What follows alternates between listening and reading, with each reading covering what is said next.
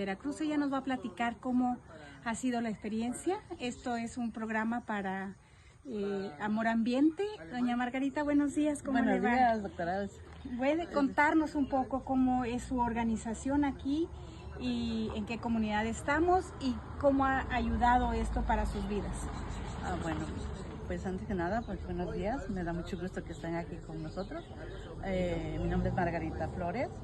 Están aquí ahorita en nuestra comunidad, que es de ustedes, se llama Zacamitla, municipio de Guatlancapé. La organización, pues para mí es, yo les decía anoche, es un orgullo, porque nos han ayudado mucho ahora sí, a vivir, ahora sí, y cosechar ahora sí en el campo, nuestra madre tierra lo que nos da, y cuidarla. ¿Por cómo cuidarla? Pues no echándoles abonos químicos, que sean orgánicos. ¿Y cómo cuidar nuestro medio ambiente? Pues no tirar basura inorgánica. La orgánica la hacemos composta, eso le echamos a las plantas. Y pues nos han enseñado mucho a trabajar en manualidades, cocina y todo eso. Pues para mí eso es muy bonita la organización que hemos tenido y que tenemos, ¿no? Y son sueños que se van realizando. Hace 35 años nosotros pensábamos, ¿cuándo se exportaría café? Ya se exporta café.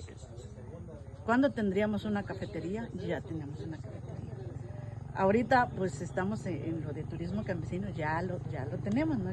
Ya van integrando más compañeras. Maravilloso, es un honor para nosotros estar como académicos visitando su comunidad, su organización y que hayamos podido hospedarnos con este programa que ustedes tienen tan maravilloso de turismo consciente, de turismo campesino, como llaman ustedes, y que eso da mucha más valía a su cultura, a sus raíces y que nos hace tener un vínculo distinto con la madre tierra. Queremos agradecerle muchísimo todo este trabajo que ustedes sostienen aquí con sus comunidades y con los integrantes que ahorran, que producen el café, que lo industrializan, que lo venden, pero que también tienen este ecoturismo campesino y todo está como muy completo. Así es, doctor, sí. Pues para mí es un gusto tenerlos aquí a ustedes y para mí siempre, ahora sí es un orgullo tener a todos los que nos visitan y esperamos que regresen pronto. Muchas gracias, gracias.